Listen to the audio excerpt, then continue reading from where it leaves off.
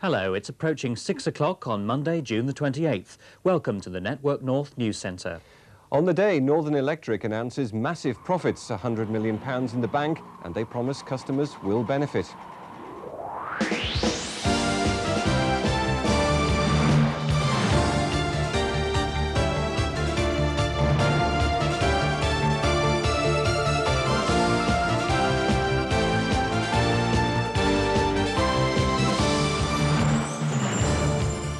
Also tonight, on the beat, Cleveland's police fears after minister's speech. Chart topper Brave Leanne puts her voice on record. And Knock Knock, Who's There? The pub team that won a Domino's title.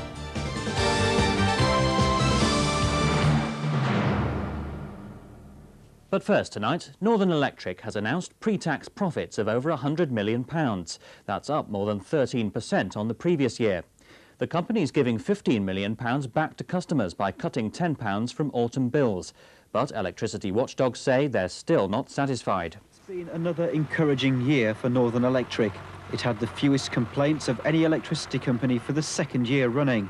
And now it's increased its turnover by 8.5% to nearly £900 million. That left a pre-tax profit of £111 million, £12 million up on the previous figure. £26 million goes to the taxman, the same amount goes to shareholders, and nearly £60 million is retained for future expansion.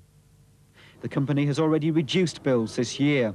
Now it's giving customers a £10 rebate in their autumn bills. The electricity watchdog Offa welcomes the results, but says customers still deserve more. We welcome, of course, the £10 rebate. We also welcome the fact that 3% reduction from January the 1st, 1993. But it's the wish of the Consumers Committee that there may be further reductions in the near future because you have got 58 million retained earnings. Do you think that's too much, retaining that amount of money? Yeah, it depends what they do with it. I think the shareholders have been very well looked after. I think the domestic customers should be looked after.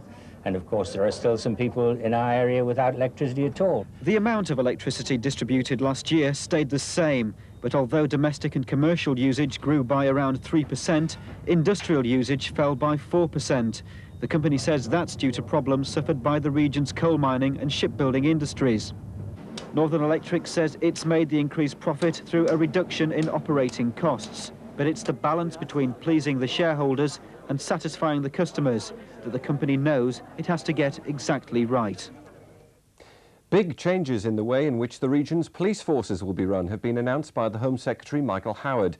But he stopped short of revealing the future of Cleveland Constabulary, which it's thought may be merged with a neighbouring force. We'll be talking to Chief Constable Barry Shaw in a moment, but first a look at the Home Secretary's plans. It was Michael Howard's first major policy announcement since becoming Home Secretary, and yet he failed to say what most people had been waiting for. Will forces like Cleveland be merged with neighbouring constabularies? What he did announce was that chief constables will be in charge of their own budgets, and that police authorities will become independent bodies and separate from local councils. The Home Secretary will appoint a paid chairman and 5 of its members. His critics, including Shadow Home Secretary and Sedgefield MP Tony Blair, say the changes will lead to more central government control. Mr. Blair also wanted to know about plans to merge forces. Will he confirm that in this chapter it's made clear that the Home Office believes the number of existing authorities is questionable, it wants to reduce them and amalgamate them considerably, it says, and I quote, that they've got no proposals to launch an immediate programme of compulsory force amalgamations, but it goes on to say, where in future police force amalgamations become desirable, the Secretary of State will be able to prescribe new police force areas. Well, on that note, I'm joined by Barry Shaw, the Chief Constable of Cleveland. Chief Constable, the biggest single change, it seems, in the Home Secretary's announcements is that from now on you're going to be accountable to a police authority chairman appointed by him. What are the implications of that for your work? I think the implications are quite worrying. At the present time, most of your viewers are probably aware that control of the police service is shared between the Home Secretary, Chief Constables and the local police authority, which again at the moment comprises 2/3 local councillors and 1/3 magistrates. The new proposals are that there will be 16 members of the authority, 8 will be councillors, 3 will be magistrates, and 5 people will be selected from the local community by the Home Secretary. The Home Secretary will select the chairman and will pay the chairman. And reading the runes, moving on to the area of which police forces will actually survive, how much of a future do you think the Cleveland Constabulary has now? Well, I'm hopeful we've got a very positive future. Kenneth Clarke, when he was Home Secretary in March of this year, when he was announcing the white paper which has been issued today, said that the argument for change in police service which are effective performers against national standards will have to be very clearly made. And by any national standards, Cleveland is the forefront of policing. Just lastly, the bulk of the changes, in fact probably all the changes that have been announced today, are bureaucratic in their nature. Will they actually make any difference to the job of tackling crime?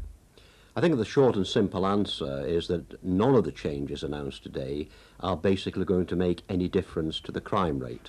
I do welcome the greater freedom to manage the force in terms of the budget, and that's something which chief constables throughout the country have been arguing for the last 5 years. Chief Constable Barry Shaw, I'll have to leave it there. Thank you very much. Thank you. Jobs possibly on the line in Cleveland, police there. And in a York factory, the future of one of the city's biggest employers is at the top of the political agenda in Parliament tonight. The city's MP, Hugh Bailey, has won a late-night debate on the ABB rail carriage works. They're threatened with closure unless they get new orders. Mr Bailey has been trying to get the government to speed the ordering process, most recently this afternoon in Transport Minister's questions.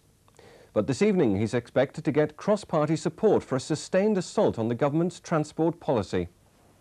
The mood of workers at the ABB plant is ever more despondent. Earlier this month it was announced that 530 of them are to lose their jobs. The survival of the remaining 1,000 staff now depends on British Rail placing a £150 million rolling stock order with ABB for new trains for Network South East, which are built in York.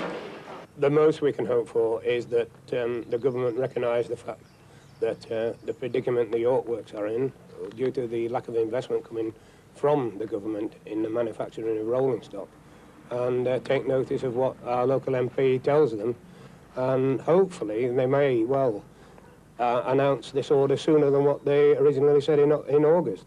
York's MP Hugh Bailey will tonight open a debate in the House of Commons on the future of ABB.